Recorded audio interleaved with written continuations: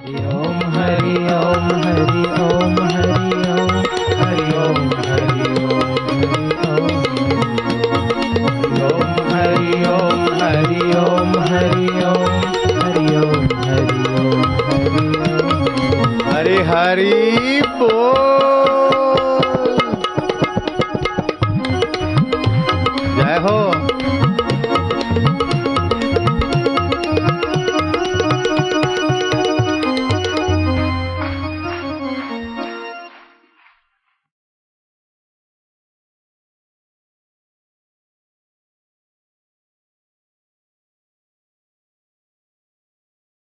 हरि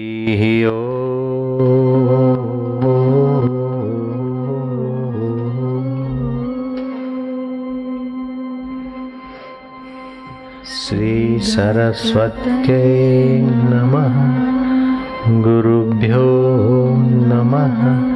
नमः पार्वती पतये हर हर महादेव। हरि ओम।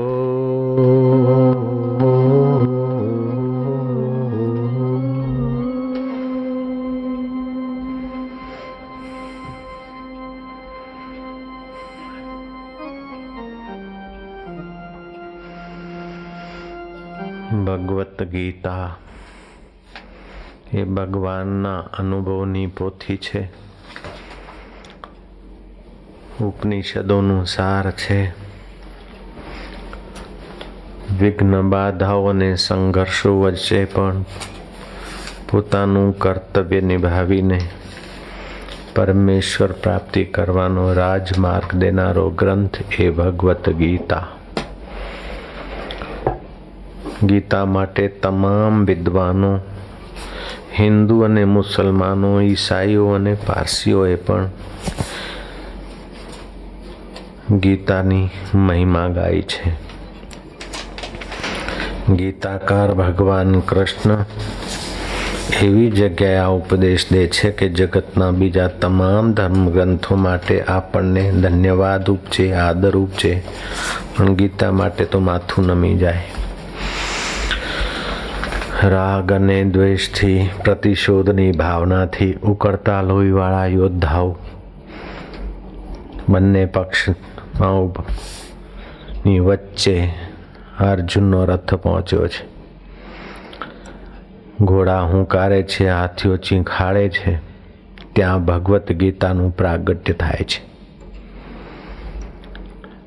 ગીતા શરૂમાં બહારથી અને અંદરથી જેની ફૂટી ગઈ હોય એવા આંધળાના ઘરે ગીતા પહોંચે છે, ધૃતરાષ્ટ્રના ઘરે। બહારથી કુદરતી રીતે આંખો નથી ને અંદરની આંખો મોંથી મીચાઈ ગઈ છે। સંજય જિજ્ઞાસુ છે, તેને ત્યાં ગીતા પહોંચે છે।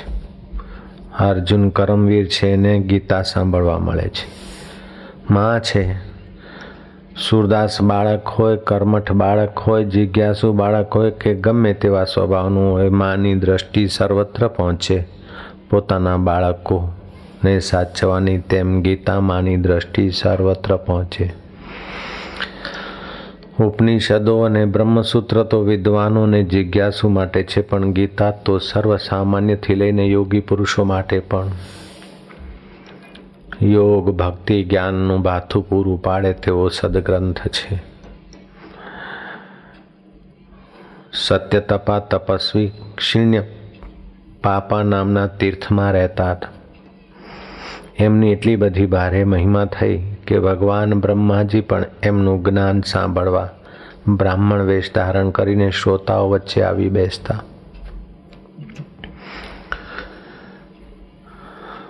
તપસ્વી તીર્થયાત્રા કરવા કોઈ નીકળ્યા, રસ્તામાં બોરડીનો છાંયડો, બે બોરડીઓ વચ્ચે થોડા આડા પડ્યા। ગીતાનો પાઠ કરનારા ભરત મુનિએ કુંભ મેળાથી પાછું આવીને જોયું કે બે કન્યાઓ પૂજાની થાળી લઈ અને અર્ઘ્યપાદથી મારું પૂજન કરી રહી છે। કન્યાઓને પૂછ્યું કે એ દેવ કન્યાઓ, તમે કોણ છો? મારે ને તમારે પરિચય નથી ને મારું આવું ભાવભીનું તમે સ્વાગત અને પૂજન કરો છો. આ જંગલમાંથી તો હું પસાર થયો તો તે વખતે તો અહીંયા કોઈ વસ્તી નહોતી. આ તમે ઓચિંતી 2 કન્યાઓ ક્યાંથી આવી છો? આ જગ્યામાં તો બોરડીના ઝાડ હતા, ત્યાં હું આડો પડ્યો હતો. કન્યાઓ કોઈ એ જ અભાગી બોરડીઓમાંથી અમારી આ સદગતિ થઈ છે બાપજી, આપના ચરણ સ્પર્શથી. બીજે કહ્યું કે બાપજી, આપના મસ્તક અને હાથના સ્પર્શથી મારો પણ ઉદ્ધાર થયો છે. ભરત મુનિ ચકિત થઈને પૂછે છે કે કઈ રીતે મારા સ્પર્શથી ઉદ્ધાર થયો છે? કે મહારાજ, મહારાષ્ટ્રમાં ગોદાવરીના કિનારે શીણ પાપા નામનો તીર્થ છે. ત્યાં સત્યતપા નામના તપસ્વી ગીતા અને ઉપનિષદોનું જ્ઞાનનું વર્ણન કરે. એમના ચિત્તમાં રાગ કે દ્વેષરૂપી કુરકુરિયાનો નિવાસ નહીં. એમનું ચિત્ત સદૈવ નિર્મળ નારાયણના અનુભવથી સંપન્ન.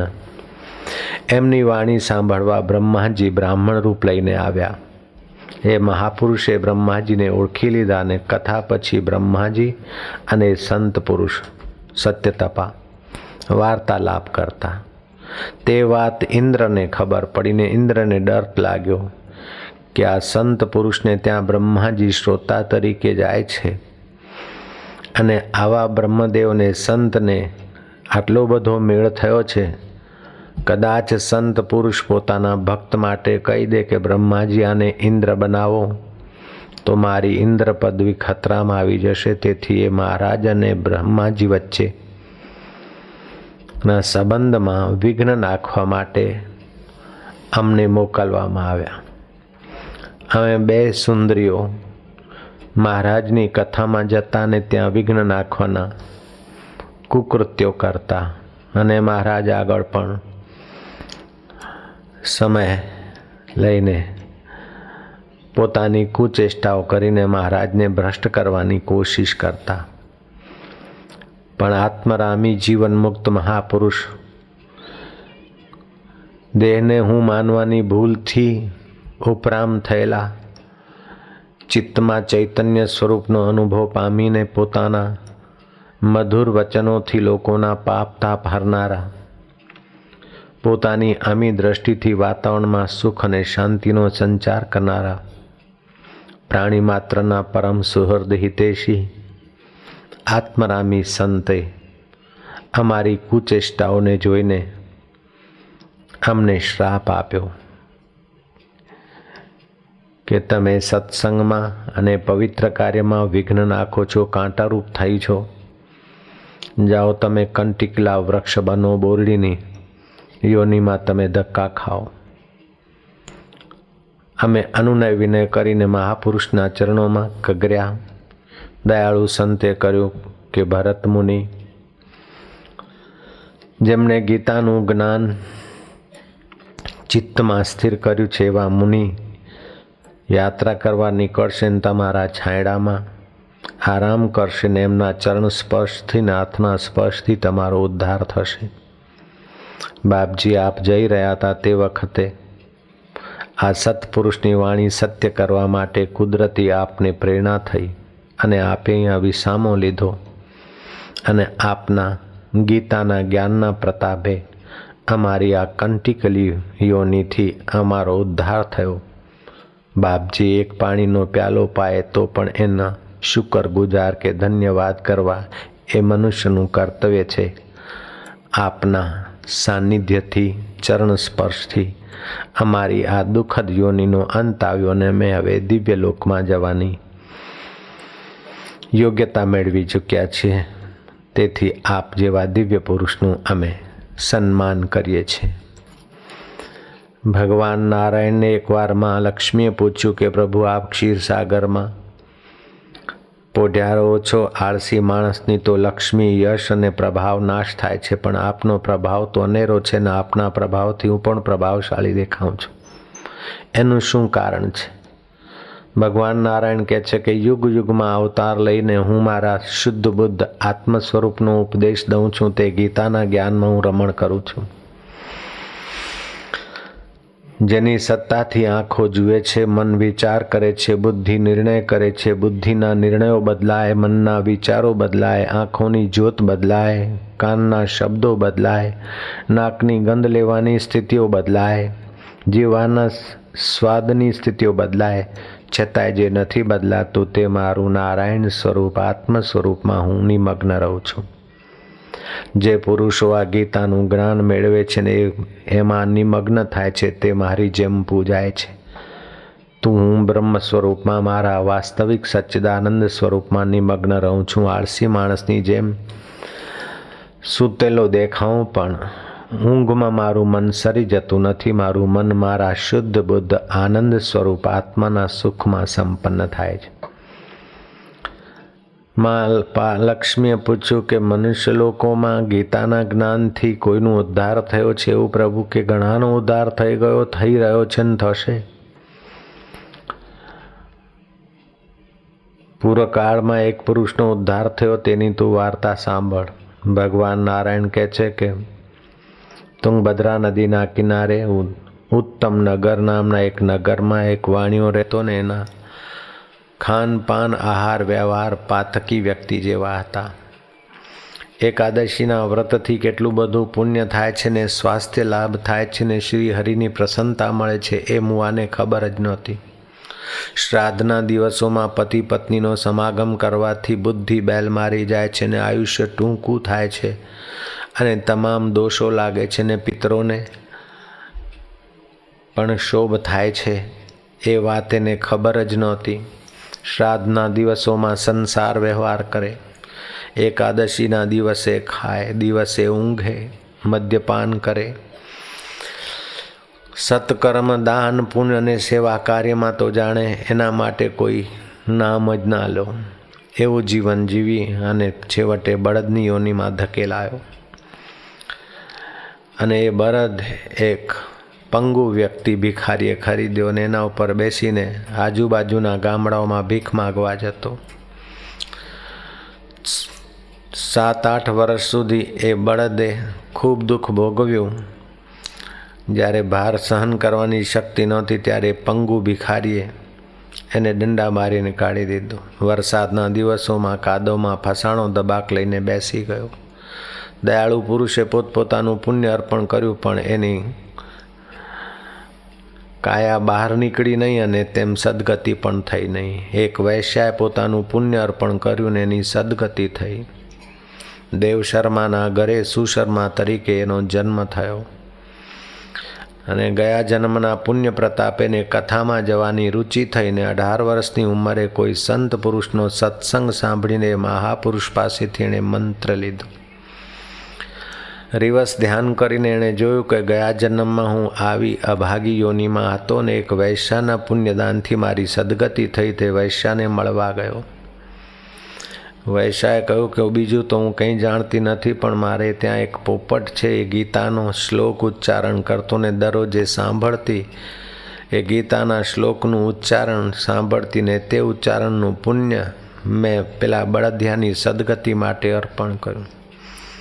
માં પાર્વતીએ પણ ભગવાન શંભ સદાશિવને એવો જ પ્રશ્ન કર્યો કે આપ તો બભૂત રમાડો છો ને આપના ઘરેણા તો સર્પ છે, મુંડોની માળા છે ને શમશાનમાં નિવાસને વાગંબર ઓઢો છો. આપની પાસે તો હીરા મોતી માણેક વૈભવ દેખાતું નથી પણ આપનું સ્મરણ પૂજન કરનાર વૈભવશાળી થઈ જાય છે, બુદ્ધિમાન થાય છે. નાનો સરખો એક શિકારી પણ બીજા જન્મમાં રાજા થાય છે ને પછી આપના ધામને પામે છે. વીરભદ્ર તરીકે એની ઊંચાઈ આવે છે તો આપની પાસે એવું શું છે? ત્યારે ભગવાન શિવ કહે છે કે યુગ યુગમાં ભગવાન નારાયણ અવતાર લઈને જે એમના આત્મ સ્વરૂપનું વર્ણન કરે છે એવા ગીતાના જ્ઞાનમાં હું સમાધિસ્થ છું.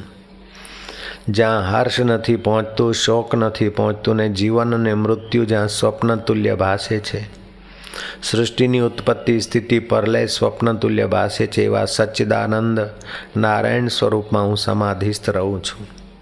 એ પરમ શિવ સ્વરૂપ છે, પરમ કલ્યાણ સ્વરૂપ છે ને દરેક જીવોનો એ આત્મા બનીને બેઠેલો પરબ્રહ્મ પરમાત્મા નરાનામ સમૂહમિતિ નારમ, નર નારીના સમૂહમાં જે ચૈતન્ય છે તે પરમાત્મા નારાયણના ધ્યાનમાં હું મગ્ન છું.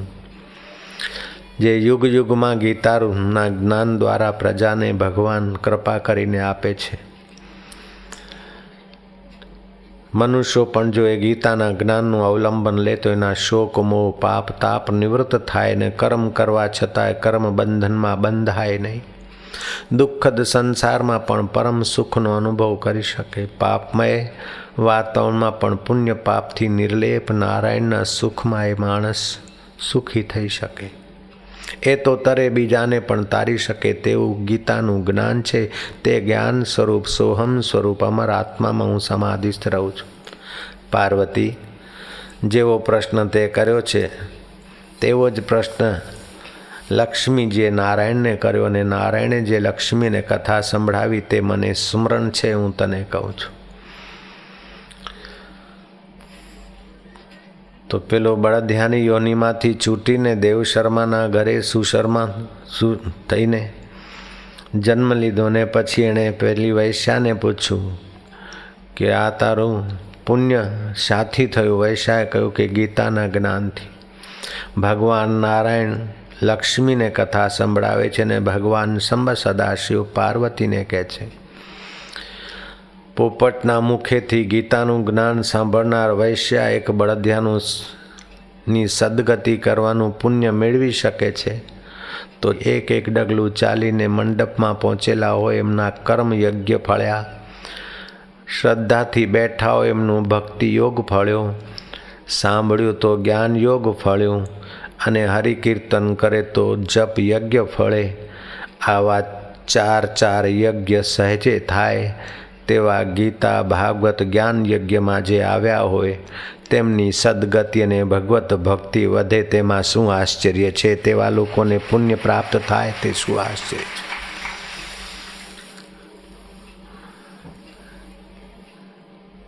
બોરડીની યોનિમાંથી સદગતિ થઈ અને અપ્સરાને મૂળ સ્વરૂપની પ્રાપ્તિ થઈ. ફક્ત ભગવદ્ ગીતાનું જ્ઞાન જે મહાપુરુષના અંતઃકરણમાં હતું એના ચરણ સ્પર્શથી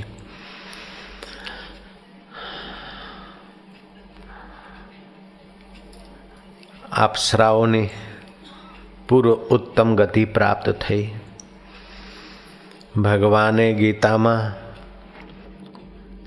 સાર વાત કહી છે. યુદ્ધના મેદાનમાં પણ શ્રી કૃષ્ણએ આહાર વિહારની વાત છોડી નથી, ભૂલ્યા નથી.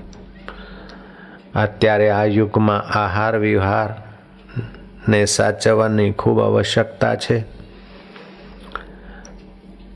તો ગીતાનો એ જ શ્લોક આપણે ઉચ્ચારીએ જે આપણા દૈનિક જીવનમાં બહુ જ જરૂરી છે. ભગવાનના શ્રી મુખેથી જે વચનો નીકળ્યા છે આપના મુખથી પણ તેનું ઉચ્ચારણ થાય. એ પુણ્ય લાભ આપ લેજો ચોક્કસ. ભગવાન કહે છે યુક્તાહાર વિહારસ્ય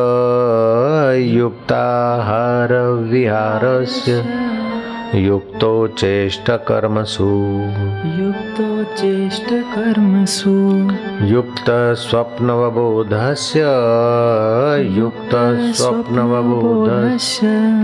યોગો ભવતિ દુઃખઃ. ભગવદ્ ગીતા છઠ્ઠા અધ્યાયનો 17મો શ્લોક છે.